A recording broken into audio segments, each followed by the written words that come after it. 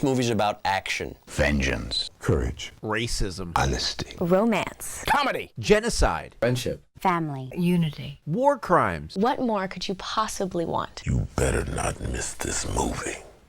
It's amazing, you know, it's outer worldly and it's out of the box in terms of what you're thinking with animated features. This is the beginning of a whole bunch of wonderful films. It's thrilling. I mean, everything about it is thrilling. You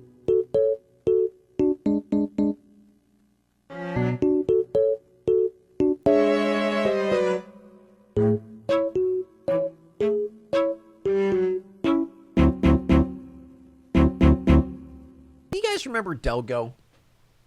When you grew up, you know, when you're a little kid, you're watching your favorite movies and Delgo gets played and you're like, oh, I'm so excited to watch Delgo. You know, it's like a bunch of green people and war and there's dragon stuff. Still nothing?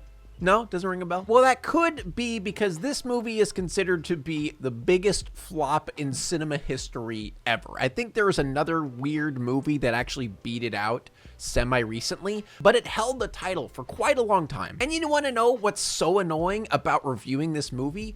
There are no platforms that have this movie. It does not stream anywhere. I searched for so long, I found 2 videos on YouTube that had the movie, but they were insanely crappy quality. It was the equivalent of watching the movie through a foggy windshield. So eventually, I finally found the actual DVD movie. An engaging, fun, and exhilarating adventure for all ages. When a forgotten enemy returns, the fate of the world lies with the spirited princess and an unlikely hero. Take an exciting journey to his spectacular realm of magic, fantasy, romance, and adventure, featuring the voice talents of dazzling array of stars, including Freddie Prinze Jr., Jennifer Love Hewitt, Anne Barcroft, Chris Kattan, Val Kilmer, Louis Gossett Jr., Michael Clarke Duncan, Eric Idle, Kelly Ripa, and Burt Reynolds. Delgo is an epic tale of love, war, and heroism. Now, after reading that summary of this movie, how can you not want to watch it? But the reason this video was a little bit delayed is the fact that I had to wait for this to get here. But there was a positive end to this, as this does have behind the scenes, deleted scenes, and other things that I'm going to talk about. So yeah, safe to say this movie has been pushed down and hidden as much as physically possible. I don't know if that's just out of embarrassment for the directors or the company who made it, but the backstory of this movie is way more interesting than the actual movie. And that's not really saying much at the end of the day because the plot of this movie is not, you know,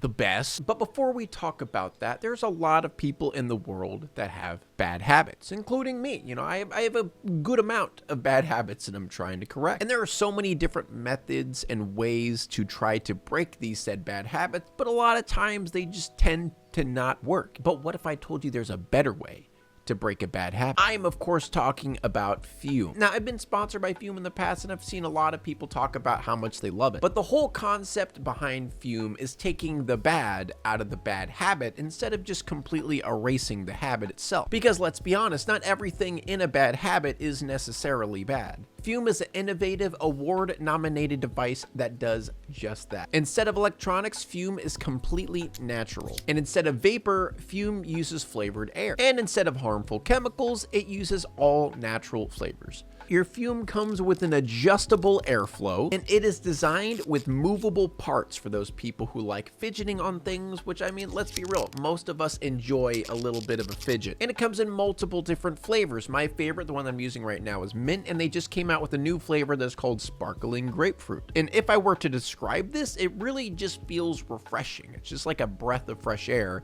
when you're sucking on this. And honestly, looks cool. It definitely would be a talking point. So if you guys are thinking about breaking a bad habit and not sure what to do, maybe Fume is the thing for you. So go to tryfume.com/BionicPIG and use code BionicPIG to save an additional 10% off your order today. But like every video essay ever on YouTube to exist, we start at the beginning.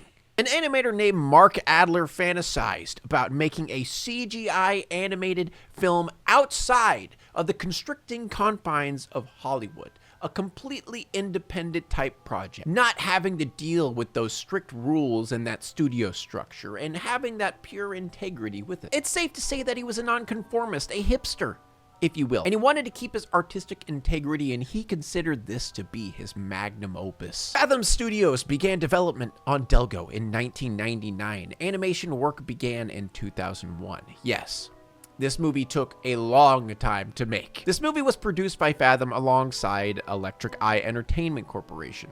Mark Adler himself said that the film sets itself apart from other recent computer animated films because it is not a comedy, and also it is a very human story told in a non-human world. I don't understand how that sets them apart from those computer animated films, because I feel like that is a pretty common trope. It is weird to say this is not a comedy film when there is a character in this movie that is so insanely unbearable, because how forced of a comedic relief character he is. But we're gonna get to that later. Maurer said that the inspiration for the story really came from all of the unrest we have in society today.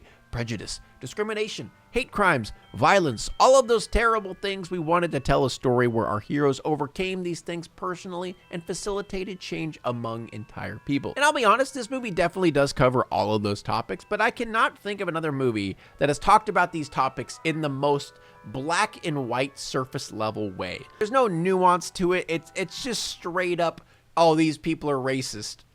And that's pretty much it. The basic concept of the movie is we fly and you don't. We know like you because you different. And we fly so we're better than you. So guess what? We're going to kill you because you can't fly, and that's stupid. You're stupid. But you could make rocks levitate, whatever the hell that matters. But another really interesting thing when it comes to this movie is the fact that they had a website dedicated to documenting their progress. They had something called digital dailies where animators would post what they were working on at the time in a message board, and fans, or maybe like aspiring animators themselves, can come and talk to them and see what they're talking about and what they're working on. Regardless of just the movie itself, the concept of taking a step away from Hollywood, becoming way more personable and transparent with the production process is a really cool thing to do. Especially, like I said, for aspiring animators or students about the procedures involved with creating a big scale movie. There were even professors who actually used the digital dailies in their classes to teach students and show them the process. Now, was the end product worth it? Well, let's ask a man named Derek Winslow, the chief animator of this movie. He stated himself that Delgo would be his finest creation and would outperform Shrek at the box office. Ah, yes. Aged like a fine wine. Oh, I'm sorry. You like Shrek? You like, I'm all about that Delgo life. I'm all about that Delgo life. And I just want to mention, the name Delgo is just, it's just not a good name. In the director's commentary, because there is a director's commentary on this, they say that they got it from Delgado, and they just wanted a two-syllable word. Honestly, Delgado would have been better than Delgo. But something else really cool about this movie is the collaborations of aspiring animators and students themselves. They actually outsourced students from North Atlantic High School to act out some of the scenes so the animators could use that as reference, which is pretty cool. I mean, regardless of how bad this movie did, like thinking about being a high schooler and being able to be a part of like a big budget movie project and then seeing that on the big screen, that's a pretty cool thing. There's a lot of cool stuff that went into the production of this movie, which makes it that much more depressing that it did terrible. But let's talk about the setbacks, as two of the actors for this movie died during the production. This is actually Anne Barcroft's last film she ever made, and she was the main antagonist of the movie. She ended up dying in 2005, and John Vernon also died that same year. With losing those two great actors, they powered through their rough patches, and eventually, in 2008, 10 years after the production of this movie started, it hits the big screen, and it hits it hard. They released this movie to 2,000 theaters, and then it was deemed the worst opening night for a film playing to that many theaters ever. Apparently, the average amount of people per showing totaled 2 per theater out of the 2,000. 2 people on opening night in each theater. They earned a whopping $442,000 on the opening weekend with a budget of over $40 million. So after a little knowledge about the process of this movie, how it came to be, let's find out if this movie was truly this terrible, if it deserved all of this hate. Is it really that bad? Let's find out. I want to start out mentioning this movie has deleted scenes. And the movie is only, 1 hour and 29 minutes long, including credits. The thing that's frustrating is when I watch the deleted scenes, they should have been in the movie. Because every deleted scene is a character building scene. And the main thing that this movie lacks is character building. Because everything just happens. Something happens. Something happens. And there's no, build up to the thing. There's no development. You don't even really care for these characters at all. However, when I watched the deleted scenes, I thoroughly enjoyed them. It showed a little bit of personality in each of the characters. And I really liked that. It showed how Delgo is kind of a little bit of a swindler and, he's kind of a quick-witted dude. And it showed how the princess is kind of the same thing. She's kind of a little bit of a rebel. She lives life on the edge. I just really wish they added those to the final product because it lacked that so much. So first, let's get the elephant that's in the room out of the room and talk about the character design and the animation as a whole. It leaves a lot to be desired, and also, yes, it's pretty uncanny. Makes you feel uncomfortable.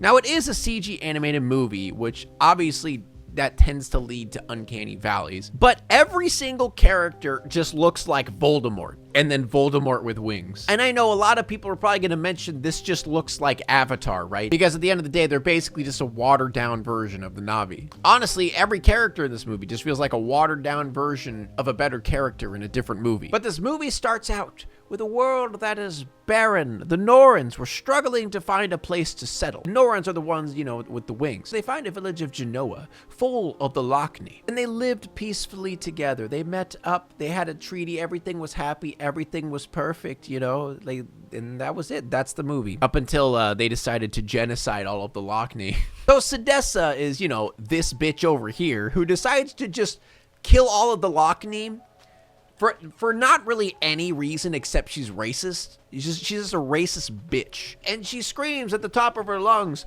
"Leave no survivors," which she did a terrible freaking job of, because we wouldn't have a movie if she didn't leave survivors. And yeah, a powerful race of people coming to a fruitful land of peaceful individuals only to take their land and proceed to genocide and murder all of them. Who would ever do that? I mean, come on, who would do that? And in case you're wondering if she's evil, genociding all of these people, she had to add that little bit more where she stepped on a teddy bear's head that's made out of glass. I'm not really sure. There's stuffing on the inside. It looks soft, but she cracked it like a glass. I don't know. But anyway, Sedessa was shunned by her brother after he discovered that she ended up, killing everyone. And she was removed from the royal family. And her response is her attempt to assassinate her brother in his sleep, which makes no sense for multiple reasons. Number one, if you were told specifically not to just genocide the Lochni, and then she ends up killing all the Lochni,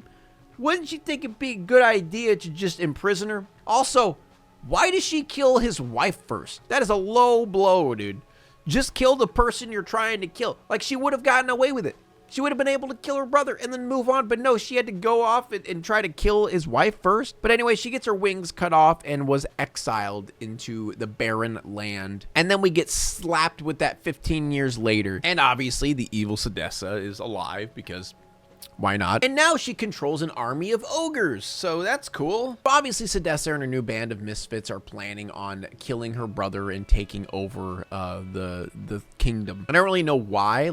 I know she's a racist-ass bitch, and she thinks that the Lochni are inferior and such, but now it just feels like she's just killing people because she's got nothing better to do. And now it's time to meet our protagonist, Delgo, who's voiced by Freddie Prinze Jr., and his friend Philo, who is voiced by Chris Kattan, who is just the funny character, I guess. I mean, he checks all the marks of being that comedic relief character, high-pitched, goofy voice, clumsy, always messing everything up, stuttering all the time and whining. But the problem with this character is he's not funny. If anything, all he does is just make a scene that could be good bad. His character is just quirky, oopsie, I fell down. Ha ha.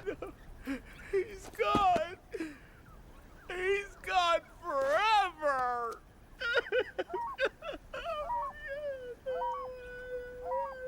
So anyway, Delgo shows off his epic skills by doing some flips and shit, falls off a cliff, and a Norren saves him.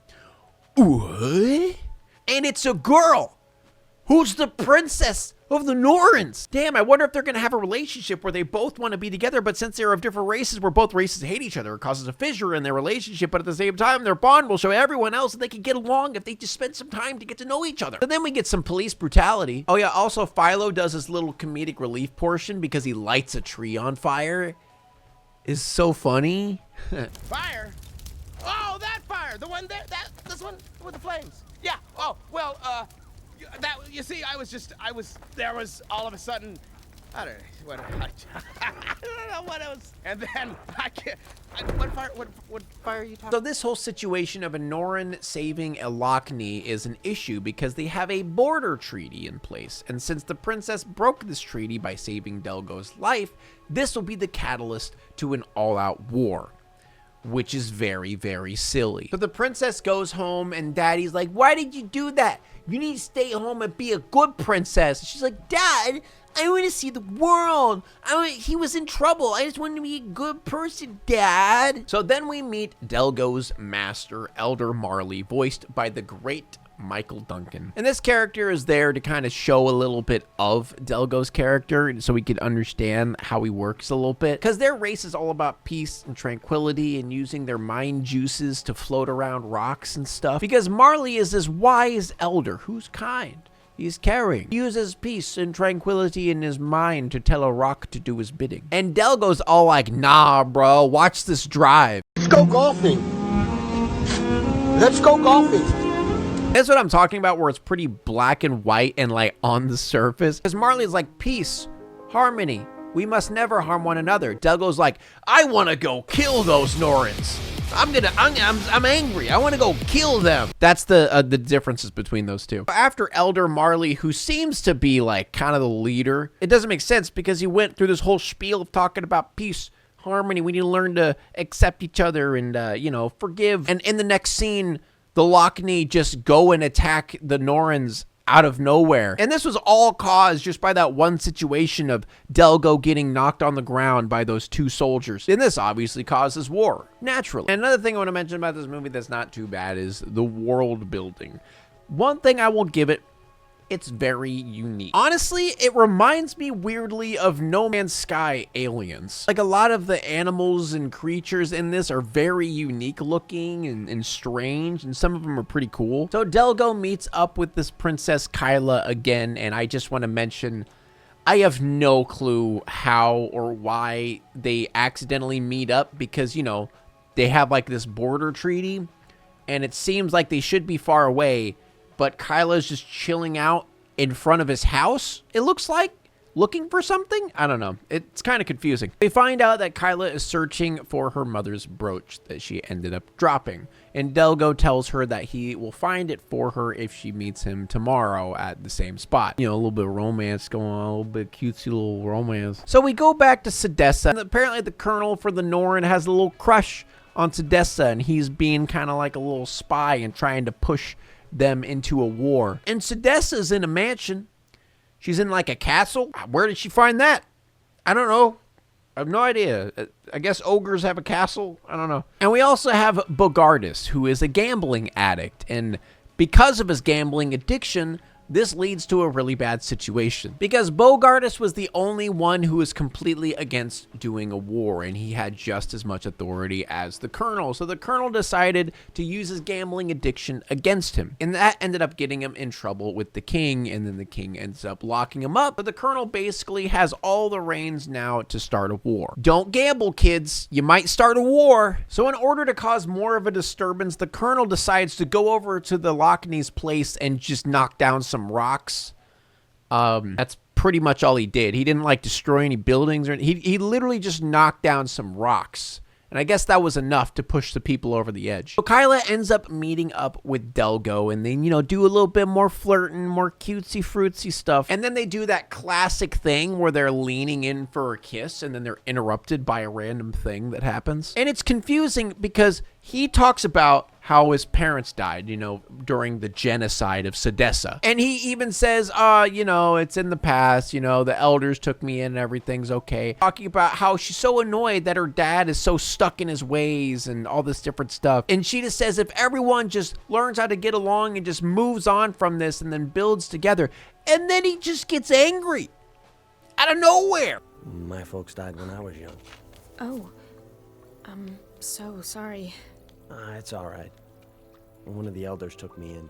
If everyone would just let go of the past and try to move on. Let go of the past? We welcomed your people to our land and you slaughtered us for it. You think that's something I should just get over? But that wasn't us. It was Sedessa. Yeah, Sedessa and your army. Where did this come from, man? You were almost in, Delgo. You were almost in. You almost had it, Delgo. So I guess that moment was supposed to be that moment where, you know, there was a fissure in their relationship. Because that's normally how it happens in a movie, but they didn't give it a good reason. There's no reason for this to happen. It just happened. And so obviously when she flies away, he's instantly like, Kyla, no, I didn't mean it. I'm so sorry, come back. So while Kyla's flying back, the colonel ends up kidnapping her, you know, to try to build more tension to start a war. Tells the king that Delgo and his friend were the ones that were with her last. So the king ends up kidnapping them, jailing them, and questions them as to where Kyla is. And I know you're wondering, why did they capture Philo? It was only Delgo talking to her, right? It wasn't Philo, right? But you gotta have the comedic relief. You can't have a movie without comedic relief. Right? Let me out of here! Hey, let go of me! Let go! Ow! My wrist! My wrist! My wrist! I'm brittle! I'm very brittle! So Bogardus, Delgo, and Philo are all jailed. And Delgo tells Bogardus about how he saw a white razor wing, which is the little dragon creature, following Kyla as she was going home. So obviously he realizes that it was the Colonel Rice who was the one who was tailing her, and it's probably the one who kidnapped her, because he was the one who fooled him in the first place. Right. And Kyla's obviously with Sedessa right now because she got kidnapped. So after believing that his daughter was kidnapped by the Lochni, the king ends up declaring war against the Lochni, and the Lochni obviously retaliate. And now it's time for all-out war. So Delgo, Philo, and Bogardus end up escaping the prison, and we get a little scene of them kind of like showing what their abilities are and how cool they are and shit. Because Bogardus is obviously a really strong guard, and he kind of shows off his stuff by beating up other people. Whereas Delgo shows off his stuff by saving him from a giant crab monster, showing him, you know, his roots and how he knows the environment and such. Kind of building a bond and showing how each of them have their own skills and such. Take a look at this. What is that thing? I have no idea, but odds are it will lead us to Kyla. How? How will it lead you to Kyla? You don't know what it is. You don't know what it does. What huh? Odds are it'll lead you to Kyla. It's just a random flying creature out of nowhere. And you're just, okay. Now it's Delgo, Philo, and Bogardus against an army of 300 people and Sedessa. And in the middle of all of that is the Princess Kyla that he's gonna go save. And this part is so stupid. So Philo does his whole comedic thing and tries to cause a distraction and fails multiple different times and royally fucks up so bad that he causes a distraction that makes everyone look at Delgo when he tried to do the opposite. And everyone, like I mean everyone, the 300 plus people army, right, are all looking at Delgo. He's fighting this giant ogre, and then he just jumps on top of the thing with Kyla. Every single soldier in the building is just watching him.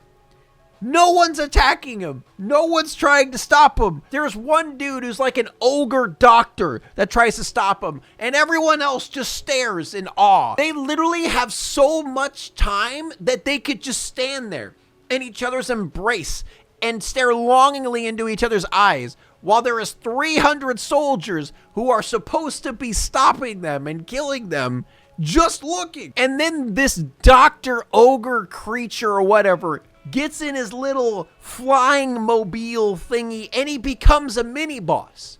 He is literally a mini boss. So Bogardus is flying around facing this scientist doctor dude who has like this robot flying machine with like a bunch of gadgets and like flamethrowers and electric shit. I just want to mention Delgo this entire time is still in that building with those 300 soldiers and still miraculously finds a way to get out. The war has started. All of the Lockney and the Norrens are all fighting each other. There's a big all-out war going on. Kyla finally reaches the kingdom in order to warn her father about the Sedessa situation. And then her father's advisor is there. And this part, again, doesn't really make any sense. So the way she figured out that he was also a part of the whole Sedessa situation is the fact that he mentioned Rias, and that was like her way of sussing him out. I never said anything about Rias. Like, what do you mean? All he said was, hey, yeah, Rias, you know, the colonel, the like #1 soldier, the dude who's supposed to protect you, he's looking for you. He's trying to find you. That's a way to suss him out? I don't know. I don't understand that part at all. Anyway, big war happening. So while the Lockney and Norren are fighting, all the Ogre army are coming in as well. It's a all-out 3 different races of people war going on. All hell's breaking loose. And we get an epic battle between Bogardus and Rias. You know, the redeeming arc. Because earlier, Bogardus lost to Rias. Because, you know, Rias, like, taught him everything. He's like, yeah, I did teach you, but I didn't teach you everything I know. You know, that whole thing. And then Bogardus destroys him with the fattest one-liner I've ever heard in a movie. I taught you everything you know. But not everything I know. School's out. God damn. That went hard. That went hard right there. And then Bogardus freaking dies to the dumbest shit. Like, I know it's supposed to be like a big deal, like he sacrifices himself to save Delgo, but there is this random archer hiding in the bushes, shoots an arrow at Delgo, and then Bogardus saves his life, and then Bogardus dies. I feel like they shouldn't have killed Bogardus. I know it's supposed to be like, you know, oh cool, the Norren sacrificed himself for a Lockney, whatever. Nah, I think Bogardus is probably one of the only good characters in this movie. The way Delgo was able to win is this big ogre dude. Obviously, he can't fight him with this brawn, so he fights him with his brain. He swings around a rock around his head. The big boy swinging around the thing knocks down a bunch of pillars. Sedessa hanging on for dear life because I guess a giant hole opened up because they're in a big tower or something. I don't know. And then Delgo remembers what his master told him. You know, the whole crap about you need to forgive and forget, blah, blah, blah. So Delgo saves her, which turns out to be the dumbest shit he's ever done. Like, don't get me wrong, the whole, oh, you know, forgive and forget crap, you know, whatever. But this bitch genocided your entire people. Like, you were lucky to be alive, bro. Forgiveness is cool to an extent, but little bro, she killed your entire race of people almost. And you're over here saving her life? And what makes matters worse is the fact that Kyla, she comes back. They end up finding her father. And while they are trying to nurture her father back to life because, you know, he's on the ground in pain, Sedessa comes back with a goddamn knife and stabs Kyla in the chest. Oh, yeah, but wait a second. Her mother's brooch. Remember her mother's brooch in the beginning? The one that Delgo found? It blocked the knife. So her mother saved her from the afterlife and the whole connection with Delgo finding it and all that different crap. And then Sedessa ends up falling to her death because, you know, she can't fly. I don't know why I just find it so stupid that Delgo ends up saving her life. Because if there wasn't plot armor, Kylo would have definitely died. And it would have been on Delgo's conscience. And not only that, even if she survived, like, wouldn't you feel like a complete idiot? Oh, I just saved her life, and she literally almost killed my new girlfriend that I'm probably gonna have after this whole war happens. Like, what a complete idiot. And I guess everyone just stopped fighting? I don't know why, but everyone stopped fighting. No one knows what the hell is going on up there with Sedessa and the king. No one has any clue what's going on up there. Right? Why did everyone stop fighting? Like, it doesn't make any sense. And also, they've been fighting for a while. Many people are dead. Like, many people have died. So every single side just silently agreed to stop fighting.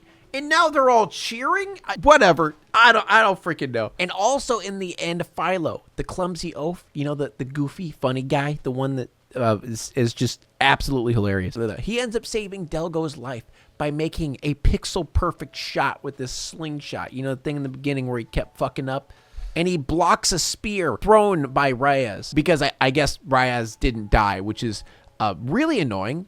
Like, Bogardus died, right? Bogardus died, even though he won the 1v1 against Reyes. And the thing is, he literally stabbed Reyes through the damn chest with a sword. All that happened to Bogardus is he got a little, like, needle arrow shot in his back. And that kills him. But Reyes lives? That's not cool. I don't like that at all. And the movie ends with Delgo and Kyla finally getting that smack and lips kiss and suck on. The movie itself is just barren. It's empty. It feels hollow. It's just lacking so many different things. A lot of stuff doesn't make sense. The voice acting is good. I'll give it that. The voice acting is probably the only thing in this movie that's actually pretty decent. Now, if you guys like this video, please subscribe. Please like. Please share with your friends. I'm desperate. I'm desperate for you to share this, please. Because I had to watch this. I had to go through all this shit. For what? For you? You don't deserve this. You don't deserve me going through all this shit for you. However, I'm doing it. So I deserve your support. Yeah, I do. Subscribe.